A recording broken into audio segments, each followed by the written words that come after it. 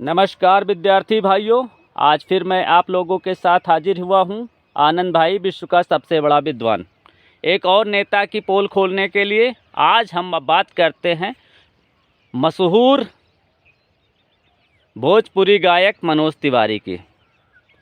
मनोज तिवारी पहले गायक थे, उसके पहले वो भी विद्यार्थी थे। विद्यार्थी जीवन से उन्होंने गाने की शुरुआत की और फिर आगे चल के एक बहुत बड़े गायक के रूप में उभरे। आजकल वो भारतीय जनता पार्टी के सांसद हैं और पूर्णतः भाजपाई हैं। भाजपा का गमछा उनके गले में दिखाई देता है।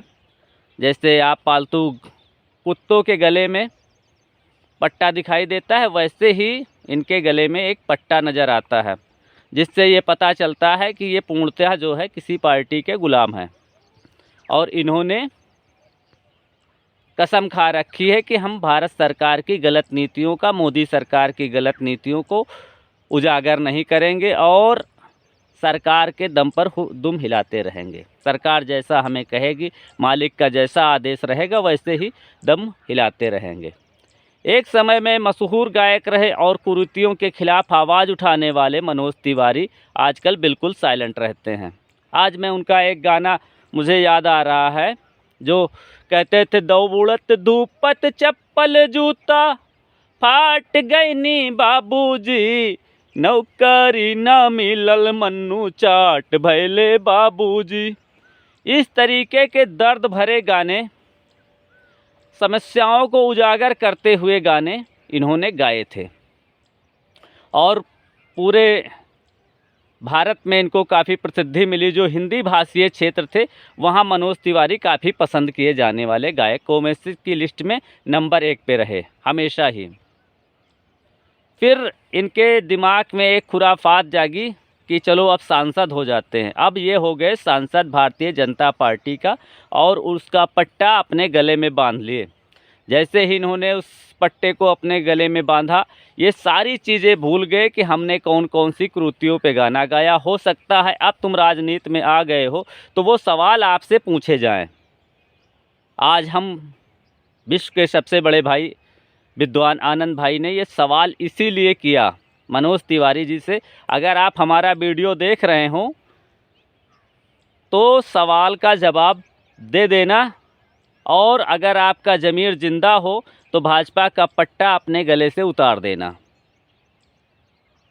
क्योंकि आज जिस तरीके से विद्यार्थियों के साथ भारतीय जनता पार्टी छलाव कर रही है, आए दिन पर्चे लीक हो रहे हैं, जनता को दौड़ाया जा रहा है, वो अति निंदनीय है।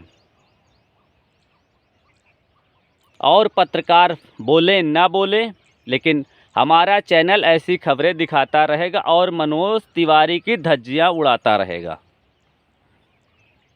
ऐसे फिल्मी व्यक्तियों को पहली बात विद्यार्थियों को चाहिए था कि ऐसे व्यक्ति को वो वोट ना दें लेकिन विद्यार्थियों ने अपनी नालायकियत दिखाई और ऐसे व्यक्तियों को सांसद चुन करके संसद भेज दिया।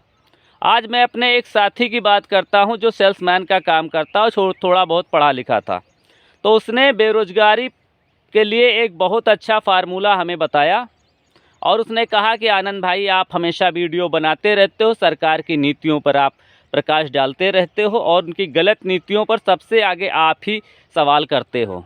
उसने हमें बताया कि भैया जी, अगर भारत सरकार एक परिवार से सिर्फ एक व्यक्ति को नौकरी दे तो और बहुत से लोगों के घरों में उजाला आ सकता है।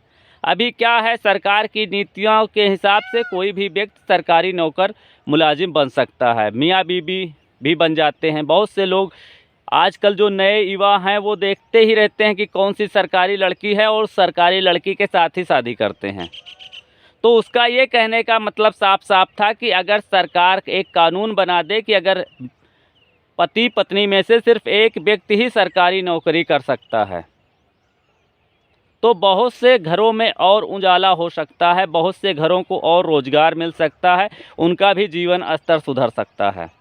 पर मनोज तिवारी ने कभी ऐसी बातें संसद में नहीं उठाई कि ऐसी नीतियों का पालन करें। बहुत से भारत में ऐसे लोग हैं, पति जो है डॉक्टर है, पत्नी भी डॉक्टर है, पति जो है टीचर है, पत्नी भी टीचर है, रेलवे में है तो दोनों लोग रेलवे में हैं। इस तरीके के बहुत से लोग सरकारी विभागों में हैं। अगर इन नीतियों को सचमुच हमें बेरोज़गारी दूर करनी है तो ऐसी नीतियाँ हम बना सकते हैं। बहुत सारे कानून सरकार ने बना रखे हैं, इस कानून को भी बनाया जा सकता है, इसमें कोई दो राय नहीं है। और कानून पर ही पूरा देश चल रहा है। तो ऐसे व्यक्ति जो रोजी रोटी कर रहे हैं, ऐसी सलाह सरकार को देते रहते हैं, मगर सरकार इन सलाह को मानती नहीं है। और हमारे जो सांसद हैं, जो नालायक सांसद हैं, ऐसे ही मनोज तिवारी की तरह, वो कभी ऐसी नीतियों के लिए सरकार से आवाज़ नहीं उठाते और वो सिर्फ पार्टी की गुलामी करते रहते हैं। जितने भी भारत में फिल्मी स्टार हैं, उनकी यही कहानी है। ड्रामेबाजों को पहली बात तो हम आपको जो है इनको वोट नहीं करना चाहिए था, उनको चुन करके सांसद नहीं बनाना चाहिए था। जितने भी फिल्मी स्टार हैं नौटंकीबाज हैं, उसमें से किसी एक भी नाम ऐसा नहीं आप बता सकते जिसने सरकार की नीतियों के खिलाफ आवाज़ बुलंद की हो।